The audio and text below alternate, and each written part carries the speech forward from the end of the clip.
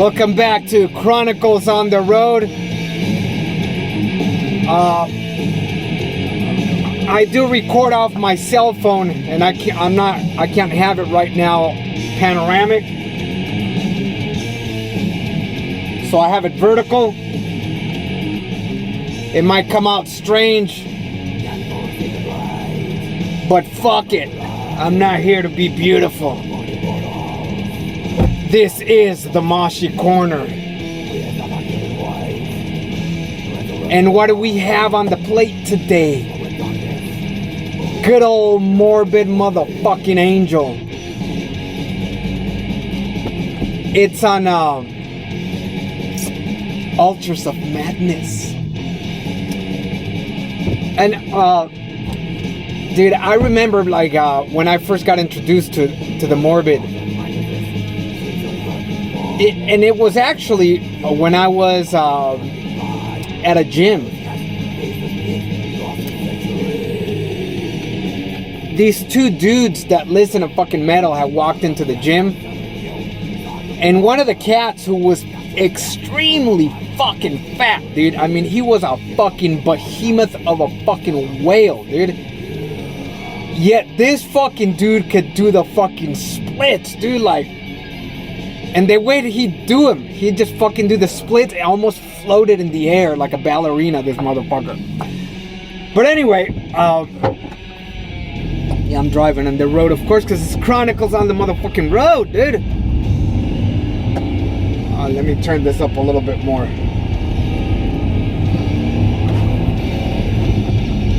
And anyway, he walked into the gym. Strange pair, dude.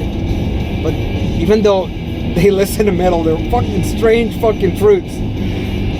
But the behemoth was wearing a fucking Morbid Angel shirt. This was back in, I think, 93 or so. And it was the Ultras of Madness shirt. And I remember just looking at that fucking shirt, and I was fucking blown away by the insanity. All these spirits, kind of very much like Lovecraftian creatures of the netherworld and shit, dude. And you know, we started talking shop a little bit. I talked more of the thrash scene. The only death I really knew at the time was death. Maybe some possessed, kind of death type thrash, blood feast. Definitely some fucking venom. It wasn't quite death, but you never go wrong with fucking venom. Alright, turn this up a little bit. And he was telling me about Morbid Angel, and he was so excited about it. And I was like, fuck it, I'm gonna pick me up some Morbid. And I went a few days later. I'm not sure if it's a few days later. Let me just say like a few months later. More like a few months. To Sam Goody's fucking record shop, music shop. And I picked me up Blessed Are the Sick. And I remember just putting that fucking tape on. And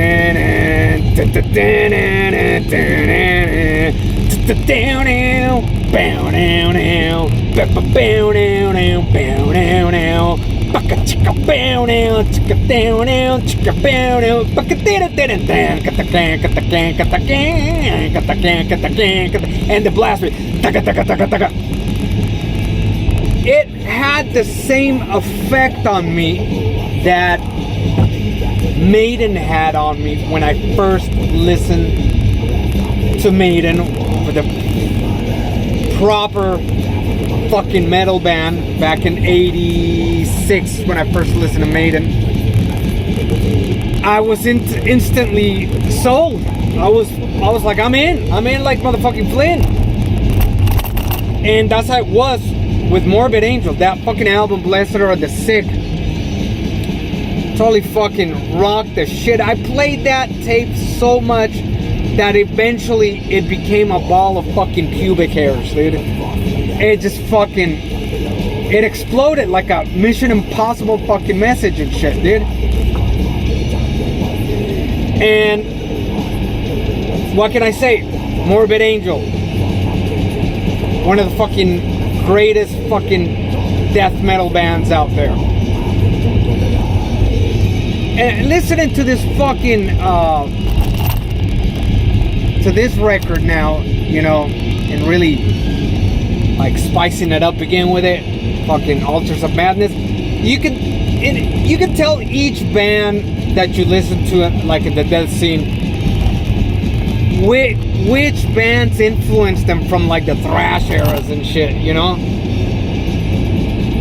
And for example, if you listen to Nunslaughter, you can hear the fucking heavy Venom influence on Nunslaughter. Oh shit! I gotta fucking turn it up. Fuck it.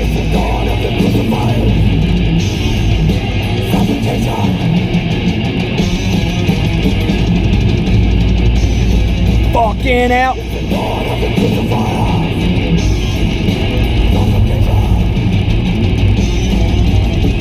Fucking hell.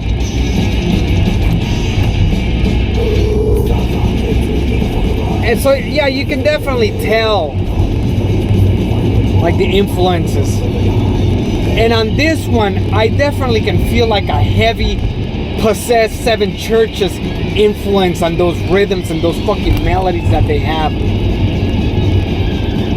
Fucking beautified, dude. It's beautified.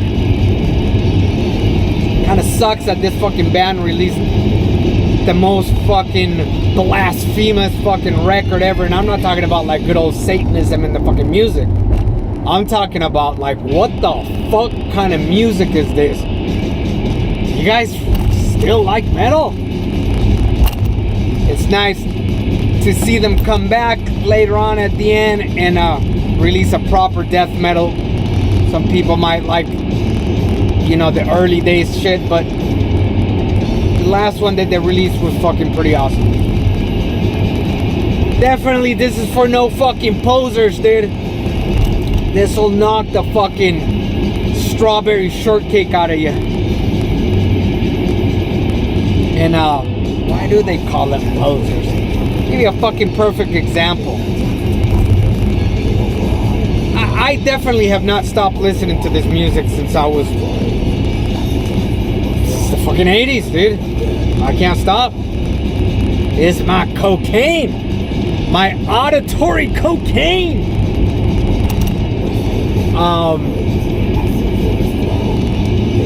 Out here in the town that I live in, or in Japan in general, like recently, this is like really in fashion, right?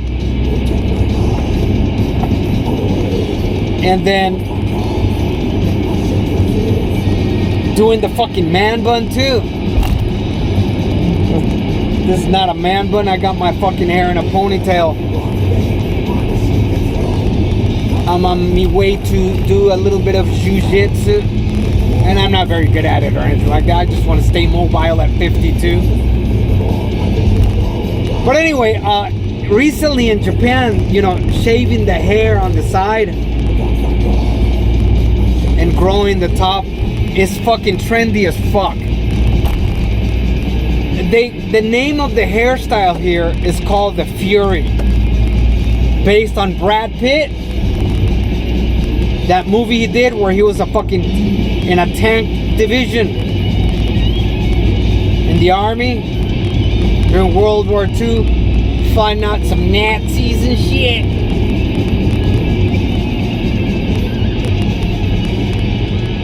And so they call the hairdo the Fury. Now I've been growing my hair now for about, I'd say 3 years. And I've been cutting my hair like this since the fucking 80s. Even when I have a buzz cut, I always cut the sides a little bit more, kind of like the military, marine, fucking high and tight.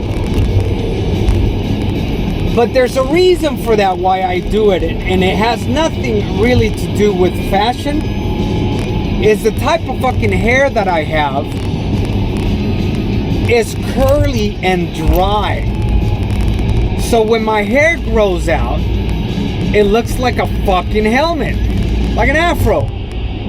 Not super fro-y, but it's fro-y enough. It turns into a fucking ball. And same thing goes when I'm growing my hair long. You know, I put a little bit of creams and moisturizers on them. But it just, the hair looks better, and it, you know, it doesn't stick out like a fucking rooftop if I shave the sides. Now, if my hair was straight, or it wasn't as dry and curly, I wouldn't cut the sides. I'd just fucking grow it straight. But here is fucking, it's like, one guy got it, they saw it in a fucking movie, and then everybody and their fucking grandmother gets it.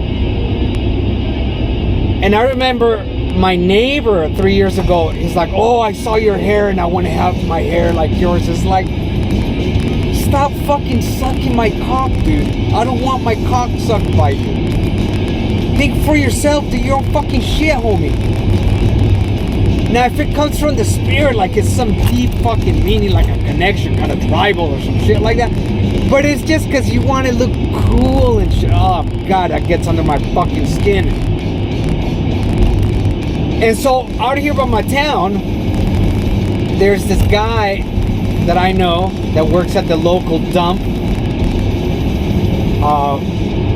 He's also part of my son's, one of the coaches of the volleyball team that my son played in, or club that my son participated in last year. And I remember he had just like regular hair. You know, I always try to look a little bit like hip and shit.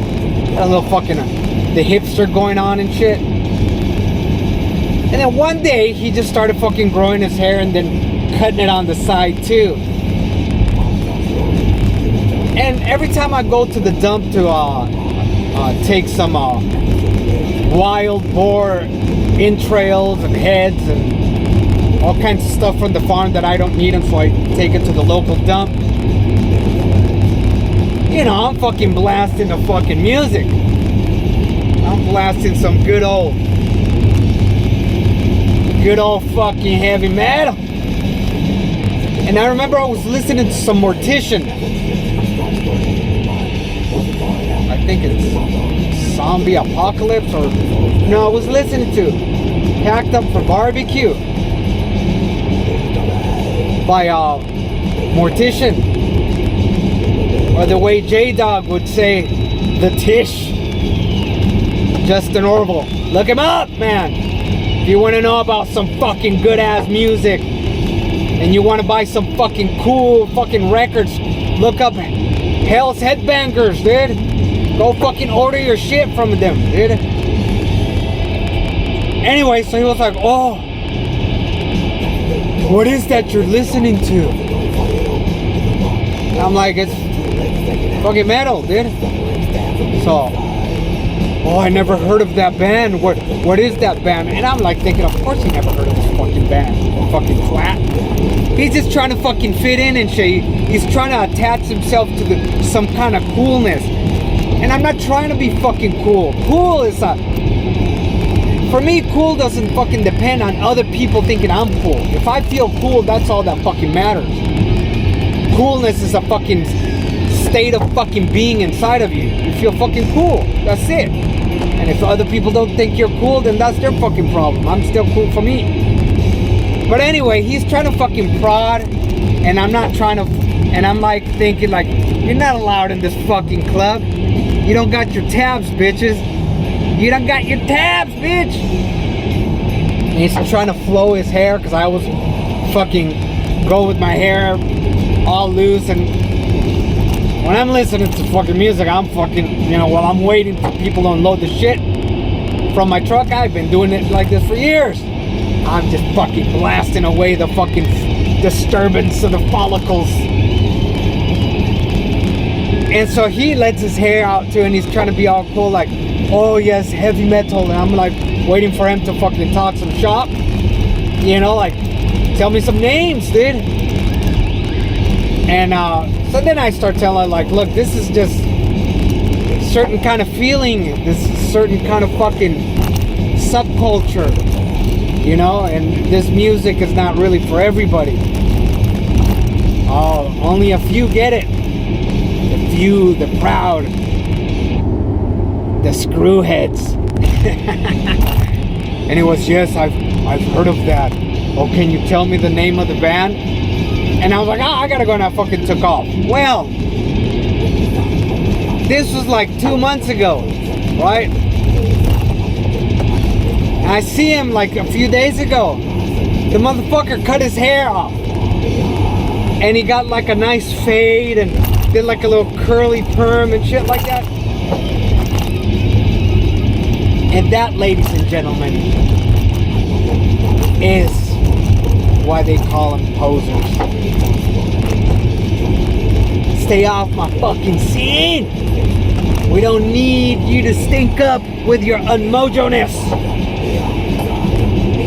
What we need is some. So I say to you, go to the local pub that's playing some fucking good old thrash or death or just unholy music.